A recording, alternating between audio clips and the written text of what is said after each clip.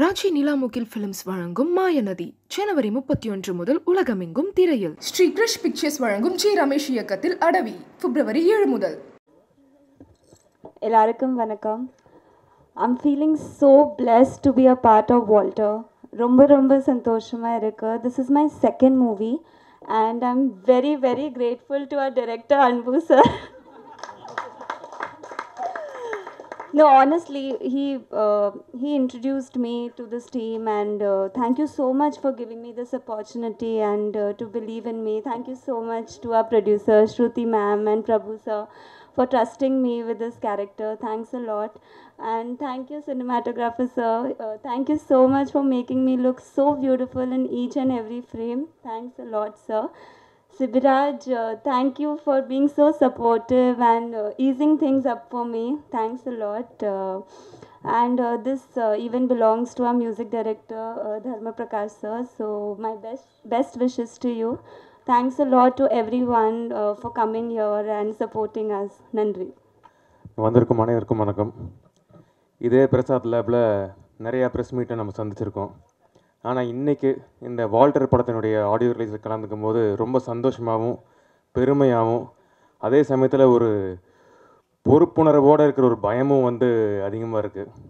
ஏன்னா அதுக்கு நிறைய ரீசன்ஸ் இருக்குது. அப்பாவோடைய படங்களே வந்து மிகப்பெரிய வெற்றி அடைஞ்ச படம் வந்து வால்டர் வெற்றிவேல். ஸோ அந்த டைட்டிலில் ஒரு பார்ட்டை என் படத்துக்கு நான் யூஸ் பண்ணும்போது வந்து டெஃபினட்டாக வந்து சும்மாவே வந்து நிறைய கம்பேரிசன் வரும். நான் போலீஸாக நடித்தாலே வந்து அப்பா அந்த படத்தில் எப்படி பண்ணார் அந்த மாதிரி கம்பேரிசன் வரும். அது வால்டருங்கிற ஒரு டைட்டிலே தைரியமாக வைக்கும் போது வந்து ஒரு பயம் இருந்துச்சு. அது இப்போது ஏன் தைரியமாக வச்சுருக்கோம் அப்படின்னா அதை ஜஸ்டிஃபை பண்ணுற அளவுக்கு இந்த படத்தோட ஸ்கிரிப்ட் அமைஞ்சிருக்குன்னு நான் சொல்லுவேன்.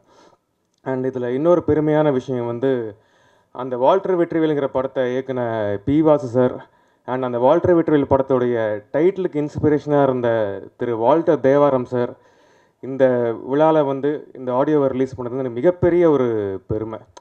ஏன்னா நான் என்னோடய மெமரியில் வந்து ஏதோ சின்ன வயசில் வால்டர் வெற்றிவேல் படத்தோட பூஜைக்கு வந்து வால்டர் தேவாரம் சார் வந்த மாதிரியே எனக்கு மைண்டில் ஒரு இது இருந்தது. பட் ஆனால் ஆக்சுவலாக அவர் வரல, அந்த ஃபங்க்ஷனுக்கு அவர் வரல அப்படிங்கிறது வந்து எனக்கு பி வாசு சார் சொல்லி தான் எனக்கு தெரிஞ்சுது. ஸோ வால்டர் வெற்றிவேலுக்கு கிடைக்காத அந்த ஒரு பெருமை இன்றைக்கி இந்த வால்டர் படத்துக்கு கிடச்சிருக்கு. அதுக்கு பெரிய தேங்க்ஸ் வந்து அஃப்கோர்ஸ் ப்ரொடியூசர் பிரபு திலக் சாருக்கு தான். அண்டு இன்றைக்கி தவிர்க்க முடியாத ஒரு ரீசன்னால் அப்பா வர முடியல. ஸோ பி வாசு சார் இன்றைக்கி வந்து இந்த விழாவை நடத்தி வச்சது வந்து எனக்கு அப்பாவை கூட நடத்தி வச்ச மாதிரி ஒரு சந்தோஷமும் பெருமையும் இருக்குது.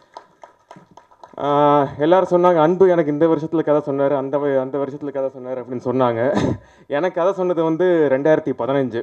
அப்போ வேற ஒரு படம் ஷூட்டிங்கில் இருந்தேன். ஸோ அங்கே வந்து கதை சொல்லிவிட்டு கதை கேட்டதுமே பிடிச்சிருச்சு. ஓகே பிரதர் படம் நம்ம பண்ணலாம், நீங்கள் ப்ரொடியூசர் யாராக இருந்தால் கூப்பிட்டுவாங்க அப்படின்னா கொண்டு வந்துடுறேன் பிரதர், நான் 4-5 ப்ரொடியூசர்ஸ் பேசிகிட்டு இருக்கேன் அப்படிங்கிற மாதிரி சொன்னார். சொல்லிவிட்டு சரி ப்ரொடியூசர்கிட்டேருந்து கால் வரும்னு பார்த்தா ஏகப்பட்ட ஹீரோயின்ஸ்கிட்ட இருந்து கால், உங்களுக்கு அன்புன்னு யாராவது கதை சொன்னாங்களா அப்படிங்கிற மாதிரி எல்லா ஹீரோயின்ஸும் கூப்பிட்டு கேட்பாங்க. எங்கேயாவது ஃபங்க்ஷனுக்கு போனால் கூட அங்கே ஹீரோயின் ஒருத்தர் வந்துட்டாங்கன்னா வந்து அன்புன்னு உங்களுக்கு யாராவது கதை சொன்னாங்களா அப்படிங்கிற மாதிரி கேட்பாங்க. நான் நினச்சிட்டு இருந்தேன் நீங்கள் இவ்வளோ பெரிய ஒரு காதல் மன்னனுங்கிறது எனக்கு மட்டுமே தெரிஞ்ச விஷயம்ன்ட்டு. ஆனால் இப்போ தான் தெரியும் அது ஊருக்கே தெரிஞ்சிருக்காது. But all said and done அந்த குறும்புத்தனம் இருந்தாலும் வந்து ஒர்க்கில் வந்து ரொம்ப கரெக்டாக இருப்பார். அன்பு வந்து பேசுகிறது பார்த்திங்கன்னா வந்து ரொம்ப பேசுகிறாரு, இவர் டைரக்ஷன் கரெக்டாக பண்ணிடுவாரா அப்படிங்கிற மாதிரி டவுட் வரும். பட் அது படத்தோட அவுட்புட் நான் இப்போ டப்பிங் பார்த்துட்டேன், ரஷஸ் பார்த்துட்டேன் அப்படிங்கும்போது வந்து டெஃபினட்டாக அன்பு வந்து என்ன சொன்னாரோ அதை வந்து ரொம்ப கரெக்டாக டெலிவர் பண்ணியிருக்காரு நான் நம்புகிறேன். அண்டு இந்த வால்டர் கதை சொல்லி அதுக்கப்புறம் அது வந்து ரொம்ப டைம் ஆச்சு அந்த ப்ரொடியூசர்ஸ் கிடைக்கிறதுக்கு. அதுக்கப்புறம் வந்து அந்த ப்ராஜெக்ட் வந்து பல ரவுண்ட் அடித்து திரும்ப எனக்கே வரும்போது அன்புகிட்ட கேட்டேன், சரி அன்பு இது யார் ப்ரொடியூஸ் பண்ண போகிறா? ஏன்னா இது வந்து நான் ஃபஸ்ட் டைம் நாய்கள் ஜாக்கிரதையில் காப்பாக பண்ணியிருக்கேன். பட் இருந்தாலும் அவுட் அண்ட் அவுட் இப்படி ஒரு டைட்டில் வச்சு காப்பாக பண்ணும்போது ஒரு போலீஸ் ரோல் பண்ணும்போது எல்லா விஷயமும் கரெக்டாக இருக்கணும் அப்படிங்கிற மாதிரி சொன்னேன். அப்போ தான் இந்த மாதிரி எந்த கம்பெனிங்கிறத சொன்னார். இந்த மாதிரி அடுத்த சாட்டைங்கிற படம் ப்ரொடியூஸ் பண்ணியிருக்காங்க 1111 productions, Prabhu Tilak sir and Shruti Tilak madam. And அவங்க வந்து பிரபு திலக் சார் வந்து திலகவதி ஐபிஎஸ் மேடமோட சன்னுன்னு சொன்னதுக்கப்புறம் ரொம்ப சந்தோஷமாக இருந்தது. ஏன்னா ஒரு போலீஸ் படம் பண்ணும்போது வந்து எந்த விஷயமே தப்பாக இல்லாமல் இருக்கணும். ஸோ அவங்க இந்த படம் ப்ரொடியூஸ் பண்ணுறாங்க அப்படிங்கும்போது வந்து எல்லாமே அவங்க கரெக்டாக கதை கேட்டிருப்பாங்க அப்படிங்கிற ஒரு நம்பிக்கை இருந்தது. Ma'am it's a big honour உங்கள் ப்ரொடக்ஷனில் படம் பண்ணுறது. அண்ட் பிரபு திலக் சாரை பற்றி எல்லோரும் சொல்லும் போது சொல்லிட்டுறாங்க, ரொம்ப பேஷனட்டான பர்சன். அண்டு ஷூட்டிங் டைமில் வந்து நிறையா விஷயங்களில் இன்வால்வ் ஆவார். அது சில பேருக்கு பார்க்குறப்போ என்ன இன்டர்ஃபியர் பண்ணுறாரு அப்படிங்கிற மாதிரி ஒரு ஃபீலிங் வரலாம். பட் எனக்கு தெரியும் அவர் அந்த இடத்துல வந்து கிட்டத்தட்ட ஒரு டைரக்டர் மாதிரி இருந்து படத்தோட பெட்டர்மெண்ட்டுக்காக தான் வந்து அவர் ஒர்க் பண்ணாருங்கிறது எனக்கு தெரியும். அண்ட் நாங்கள் எங்கள் ஹோம் ப்ரொடக்ஷனான நாதம்பால் ஃபிலிம் ஃபேக்ட்ரியில் வந்து இது வரைக்கும் 3 படம் பண்ணியிருக்கோம். லீ, நாய்கள் ஜாக்கிரதை, சத்யா 3 படம் பண்ணியிருக்கோம். அந்த படங்களுக்கு கூட நாங்கள் கொடுக்காத பட்ஜெட்டை வந்து எனக்கு வந்து பிரபு திலக் சார் கொடுத்துருக்காரு. ஸோ இதை நான் வந்து என்றைக்குமே மறக்க மாட்டேன் சார். அண்டு அந்த வால்டருக்கும் போலீஸ் ஸ்டோரி அப்படிங்கிறத தாண்டி இன்னொரு மிகப்பெரிய சிமிலாரிட்டி இருக்குது. வால்டர் வெற்றிவேல் அன்றைக்கி சில்வர் ஜூப்ளி அடைஞ்சதுக்கு ஒரு மிகப்பெரிய ஒரு பிளாக் பஸ்டர் ஆனதுக்கு ஒரு மிகப்பெரிய ரீசன் வந்து அந்த படத்தில் இருந்த ஒரு சீனில் வர அந்த குழந்தை சென்டிமெண்ட். ஸோ அந்த குழந்தை சென்டிமெண்ட் அதை விட அதிகமாகவே இந்த படத்தில் இருக்குதுன்னு நான் சொல்லுவேன். அண்ட் படத்தோட டெக்னீஷியன்ஸ் எல்லாருமே வந்து அவங்களுடைய அதில் சில பேர் வந்து ஆல்ரெடி படங்கள் பண்ணியிருக்காங்க, சில பேர் வந்து முதல் படம். எல்லாருமே வந்து அவங்களோட பெஸ்ட் எஃபர்ட்ஸ் கொடுத்துருக்காங்க. அண்ட் கூட நடிச்சிருக்க ஆர்டிஸ்ட் எஸ்பெஷலி நட்டி சார். நான் அவங்களுடைய மிகப்பெரிய ஒரு ஃபேன். சதுரங்க வேட்டை படத்தோட ப்ரிவியூ அப்போ வந்து வினோத் வந்து என்கிட்ட ஒரு விஷயம் சொன்னார். நான் உங்களை கூட மைண்டில் வச்சுருந்தேன் சிபி, உங்களுக்கு கதை சொல்லணுன்னு காண்டாக்ட் பண்ணும்போது உங்களை காண்டாக்ட் பண்ண முடியலை அப்படின்னு சொன்னார். ஆனால் நிஜமாக சொல்கிறேன், அந்த படம் நீங்கள் பண்ணதுனால தான் அந்த படம் அவ்வளோ பெரிய வெற்றி அடைஞ்சிது. உங்கள் அளவுக்கு சத்தியமாக அந்த படத்தை வேறு யாராலையுமே பண்ணியிருக்க முடியாதுங்கிறது நான் பேசும்போது சிவி சார் பற்றி ஒன்றுமே சொல்லலை. என்னென்னா எனக்கு ரொம்ப நாள் நட்பு அவரோட, அதாவது ஃபேமிலிங்கிறதுனால தான். ஏன்னா சத்யராஜ் சார் படங்களில் நான் அசிஸ்டன்ட் கேமராமேன் ஒர்க் பண்ணியிருக்கேன். So it's like family. இது எப்படி நான் சொல்கிறது, I made a really big mistake. I'm extremely sorry and apologise my self in front of everyone. Thank you sir. It's great sharing screen with him. Thank you so much. Thank you Natty sir. And so என்னோட technicians எல்லாருக்கும், கூட நடித்த artist எல்லாருக்கும் நான் பெரிய thanks சொல்லிக்கிறேன். And இன்றைக்கி ஒரு சில ரீசன்ஸ்னால இன்றைக்கி வந்திருக்க கெஸ்ட் யாருமே நான் ஃபோன் பண்ணி நான் கூப்பிடல. எல்லாமே வந்து ப்ரொடக்ஷன் சைட்லேயும் டைரக்டர் சைடில் தான் கூப்பிட்டாங்க. ஸோ எங்களோட அழைப்புதலை ஏற்று இன்றைக்கி வந்தவங்க எல்லா கெஸ்ட்டுக்குமே நான் வந்து ஒரு மிகப்பெரிய தேங்க்ஸ் சொல்லிக்கிறேன். அண்ட் பத்திரிகை நண்பர்கள் எல்லாருமே இது வரைக்கும் என்னோடய படங்களுக்கு வந்து ரொம்ப நியாயமாக சப்போர்ட் பண்ணியிருக்கீங்க. அதாவது நல்லா இருக்கிற விஷயத்தை நல்லா இருக்குன்னு சொல்லியிருக்கீங்க, தப்பாக இருக்கிற விஷயத்தை வந்து அதை வந்து ரொம்ப ஓப்பனாக நீங்கள் கிரிட்டிசைஸ் பண்ணது வந்து நானே வந்து என்னோடய தவறுகளை திருத்திக்கிறதுக்கு வந்து ரொம்ப யூஸ்ஃபுல்லாக இருந்துச்சு. ஸோ அதே வகையில் இந்த படத்துக்கும் உங்களுடைய சப்போர்ட் இருக்கும்னு நம்புகிறேன். Thanks a lot. வணக்கம். ஆக்சுவலி இந்த படம் ஸ்டார்ட் பண்ணும்போது பிரதர் வந்து 2015 போய் கதை சொல்கிறேன். கதை சொல்லி முடிக்கும்போது பிரதர் 2 கதை சொன்னேன். எக்ஸாக்டாக 2 கதை சொன்னேன். பிரதர் எது பண்ணலாம் அப்படின்னா, பிரதர் இந்த போலீஸ் ஸ்கிரிப்ட் பண்ணலாம் அப்படின்னாரு. சொல்லி முடிச்ச அடுத்த செகண்ட் சரி ஓகே அப்படின்னு சொல்லிட்டு ஓட ஆரம்பித்தோம். ஃபஸ்ட்டு ஒரு ப்ரொடியூசர் மாதிரி கொண்டு போய் கொடுப்பேன். அது ஏதோ ஒரு காரணத்தினால அதோட போகும். திரும்பி இது மாதிரி கிட்டத்தட்ட ஒரு 8-9 ப்ரொடியூசரை தாண்டி ஒரு கம்பெனியில் திரும்பி உட்காந்து கதை சொல்லி பிரதர் ஓகே ஆயிடுச்சு பிரதர் அப்படின்னு பேசி முடிக்கும்போது அந்த 8 கம்பெனிக்கு போகும்போது சொன்னது தான் ஹீரோயின்ஸுக்கெலாம் கதை. ஓகே பிரதர் கிளாரிட்டி பண்ணிடணும்.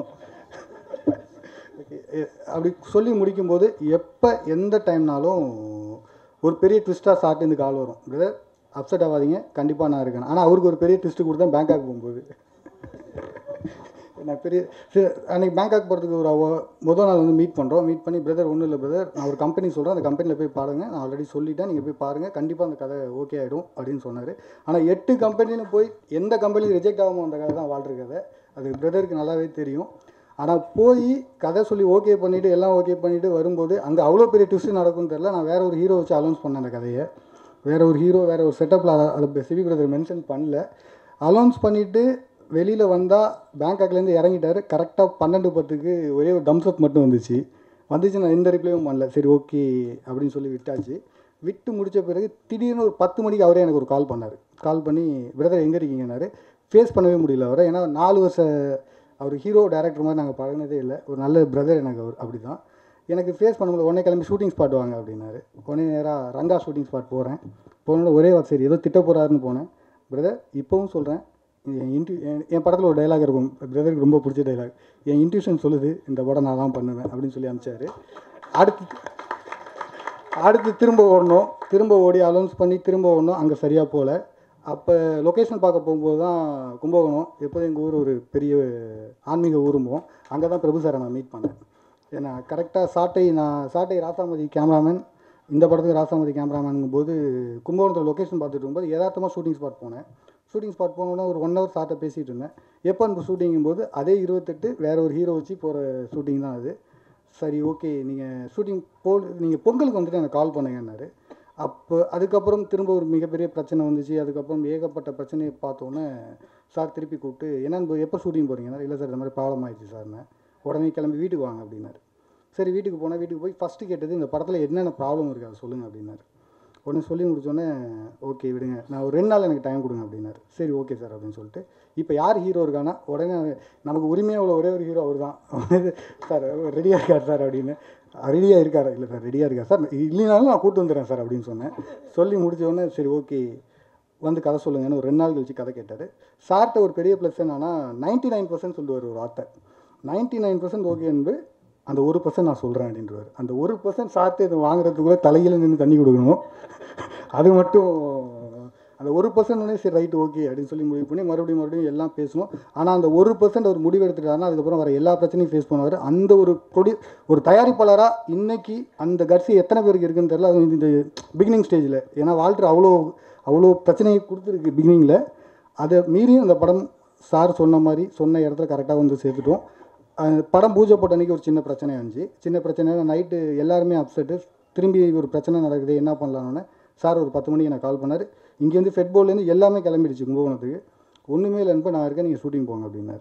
உடனே சார் இல்லை சார் நான் முடிச்சுட்டு கூட போகிறேன், நீங்கள் ஷூட்டிங் போங்க, முதல்ல போய் ஷூட்டிங்கில் என்ன நடக்கணுமோ அதை பாருங்கன்னாரு. ஃபஸ்ட் டே ஷூட்டிங்கில் ஒரு சின்ன பிரச்சனை, நான் இருக்கேன் நீங்கள் போய் ஷூட்டிங் பண்ணுங்க அப்படின்னாரு. சொல்லி முடிச்சு இது வரைக்கும் எல்லா இஷ்யூஸ்லேயும் என்ன டென்ஷனாக இருந்தாலும் ப்ரொடியூசராக 5 நிமிஷம் பேசினாலும் அடுத்த 10வது நிமிஷம் ஒரு டெக்னீஷியனாக புரிஞ்சுக்கிட்டு அடுத்த 10வது நிமிஷம் கூட்டு தம்பி மாதிரி கூட்டு உட்காரச்சு அட்வைஸ் பண்ணுவார். ஆனால் இந்த பிரச்சனைக்கு அவர் சொன்னதை நான் பிகினிங்கில் சில விஷயங்கள் நான் கேட்கல, அதை நான் இங்கேயே சொல்லிடுறேன். ஒரு காஸ்டிங் அப்போ அன்பு இதெல்லாம் வேணாம்பார். இல்லை சார் இதெல்லாம் எனக்கு வேணும்பேன். சரி அதுக்கப்புறம் உங்கள் இஷ்டம் பண்ணுறாரு. ஒரு ஸ்டேஜில் படம் நல்லா போயிட்டு இருக்கும்போது சடனாக ஒரு இடத்துல ஒரு பெரிய பிரேக், என்ன பண்ணுறதுனே தெரியல. ஒட்டுமொத்த டேரக்ஷன் டீமும் நிற்கும்போது நீங்களே ஒரு முடிவு பண்ணுங்க அன்பு அப்படின்னாரு. ஆனால் ஷூட்டிங்கும் பிரதரும் கண்டினியூஸாக படம் பண்ணிகிட்டு இருந்தார். அப்போது என்ன பண்ணுறதுன்னு தெரியாமல் நட்டியன் எனக்கு ஃபோன் அடித்தேன், அண்ணா இது மாதிரிண்ணே அப்படின்னு. தலைவா ஒன்றுமே பிரச்சனை இல்லை, கிளம்பி வாங்க தலைவா அப்படின்னாரு. அவர் சொன்ன ஒரே விஷயந்தான், கதை கன்வின்ஸ்னா எதை பற்றி யோசிக்க மாட்டேன், நான் படம் பண்ணுறேன் அப்படின்னாரு. சரி இது ஓகேனா இது நம்ம கண்டிப்பாக கன்வின்ஸ் பண்ணிடலாங்கிற ஒரு நம்பிக்கையில் கிளம்பி போய் கதை சொல்ல போனோம். சரி சார் இப்படி தான் சார் வரும்னு, இதெல்லாம் வேணாம், ரோலிங் டைட்டில் எந்த டைட்டில் வரைக்கும் சொல்லுங்கண்ணா சார் அப்படின்னு. ஒன்றும் இல்லை, ஆல்ரெடி நான் அனுபவப்பட்டேன் நிறையா, அதனால் நீங்கள் சொல்லுங்கள் அப்படின்னாரு. சரி சார் ஹீரோயின் போர்ஷன்ஸுக்கும் உங்களுக்கு நான் பண்ணுறேன் பண்ணல, நீங்கள் எல்லாத்தையும் சொல்லுங்கன்னாரு. சொல்லி முடிச்சு அடுத்த நிமிஷம் நான் பண்ணுறேன் அப்படின்னாரு. சொல்லி முடிச்சு அன்றைக்கி நட்டி சார் மட்டும் அதை ஒத்துக்கலைன்னா இந்த படம் இன்றைக்கி இந்த இடத்துல முடிஞ்சிருக்குமாங்கிற ஒரு பெரிய டவுட்டு தான். அவர் ஒத்துக்கிட்ட ஒரே காரணத்தால் மட்டும்தான் இந்த படம் முடிஞ்சிச்சு. அதுக்கு எப்போதுமே அவருக்கு கண்டிப்பாக ஒரு தம்பியாக எப்போதும் நன்றிக்கடனில் தான் இருப்பேன். ஓகே, அதுக்கப்புறம் பிரபு சார் வந்து அண்ணன் தான் எனக்கு. அண்ணி என்ன பிரச்சனைனாலும் இங்கே சொல்ல முடியும்னா அங்கே கால் பண்ணிவிடுவேன். கால் பண்ணி அங்கே காலில் வந்துடுது டக்குன்ட்டு. அக்கா அன்பு ஒன்றால் நான் எவ்வளோ டார்ச்சர் அனுபவிக்கிறேன் தெரியுமா அப்படிம்பாங்க. சரிக்கா ஓகேக்கா பரவாயில்லக்கா அப்படின்னு சொல்லிவிடுவேன். சரி நான் பார்த்துக்கிறேன், நீ போய் வேலையை போகிற அப்படின்றாங்க. அவ்வளோதான், வேறு எதுவுமே இல்லை. ஃபைனலாக பாலத்துக்கு அங்கே போட்டுருது, அவ்வளோதான்.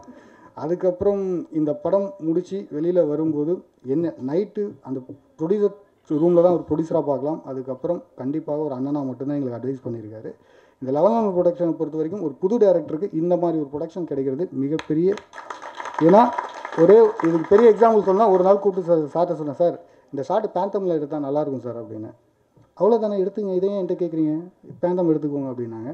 சார் அப்படின்னு எடுத்துக்கோங்க பிரதர் அவ்வளோதான் அப்படின்ட்டாரு. எனக்கு நீங்கள் என்ன சொல்கிறீங்களோ நான் தரேன், நீங்கள் அந்த விஷுவலை கொடுத்துருங்க அவ்வளோதான்னாரு. அதுக்கு இடையில ப்ரொடக்ஷனாக எனக்கு இந்த படம் எந்த பிரச்சனையும் இந்த படம் வந்து ஒரு நாள் கூட எனக்கு இந்த ப்ரொடக்ஷன் பிரச்சனை எனக்கு வந்ததில்லை. ஷூட்டிங் போகும்போது கூட அது கொஞ்சம் பட்ஜெட் ஓவராக போன கூட அடுத்த வாரம் தான் கூப்பிட்டு சொல்லுவார், பிரதர் நீங்கள் அன்றைக்கி அவ்வளோ சொன்னீங்க, இன்றைக்கி இவ்வளோ போயிருக்கான்னு பார்த்துக்கோங்க. அதுக்கு மேலே அவர்கிட்ட எந்த வார்த்தையும் வரல. கண்டிப்பாக அடுத்து 11 ப்ரொடக்ஷன்லேருந்து கால் வரும்னு நம்புகிறேன். ஓகே, வாய்ப்பு கொடுத்த எல்லாருக்கும் நன்றி. முக்கியமாக இதில் என்னோடய அசிஸ்டன்ட் டைரக்டர்ஸ் மணி அண்ணனை பற்றி சொல்லணும்னா, தப்பு பண்ணாலும் டேய் கூப்பிட்டு தம்பி இது தப்புடா, இதை கரெக்டாக பண்ணணும் எல்லா உரிமையும் எடுத்துக்கிட்டு அசிஸ்டன்ட் டைரக்டர் மணி, சுந்தர், சாவியோ கொஞ்சம் லேட்டாக போங்கடான கூட போகல, எல்லோரும் நின்று இந்த படத்தை முடிச்சு கொடுத்துட்டு தான் போனானுங்க. சாவியோ, சுவாதேஷ், ராகவ், இவங்க எல்லாருக்கும் இந்த படம் இவங்க யாருமே இவங்க இல்லைன்னா இந்த படம் இன்றைக்கி முடிஞ்சிருக்கிறது மிகப்பெரிய கஷ்டம். இந்த 4 நாளாக எவனும் தூங்கலை. அதை இப்போ நேற்று வரைக்கும் டியூப்பில் எடுக்கிற வரைக்கும் எவனுமே தூங்கலை, கண்டென்ட்டை பார்க்குற வரைக்கும் எல்லோரும் தான். முக்கியமாக என்னோடய ஆர்ட் டைரக்டர் அவர் கடமல்லேருந்து அவர் என் கூடவே ட்ராவல் ஆகிட்டுருக்காரு. அவர் இல்லைன்னா அவர் என்ன பிரச்சனாலும் எங்களுக்கு வந்து அவர் தான் ஒரு பாசிட்டிவ் வைப். ட்ரெய்லர் ரெடியா கூப்பிட்ற ஆர்டர் அப்படின்னு எடிட்டர் உடனே ஆர்டர் தான் கால் பண்ணுவோம். ஏதாவது டவுட்டுன்னா உடனே ஆர்டர் எடிட்டர் கால் பண்ணிவிடுவான். சூப்பராக இருக்குப்பா அப்படின்றவார். நான் வரத்துக்குள்ளே அவர் ரூமில் பார்த்துட்டு சூப்பராக இருக்குன்றவார். அப்புறம் என்னோடய எடிட்டர் அவன் இங்கே தான் இப்படி, ஆனால் ரூமில் வேறு மாதிரி இருப்பான் எடிட் டேபிளில். ஓகேவா? அதனால் என்ன தலைமா டே விட்றாருன்னா எப்படின்னா டேரக்டர் டார்ச்சர் கேள்விப்பட்டிருப்பீங்க, எடிட்டர் டார்ச்சர் என் படத்தில் தான் நடந்திருக்கு நான் நினைக்கிறேன். ஓகே, மற்றபடி சிவி பிரதர் எப்போ கூப்பிட்டாலும் வருவேன், அதில் எந்த மாற்றமும் இல்லை. கண்டிப்பாக கூப்பிடுவீங்க நம்புகிறேன். ஓகே, கண்டிப்பாக வந்துருந்தேன். அனைவருக்கும் வணக்கம், நன்றி, வணக்கம்.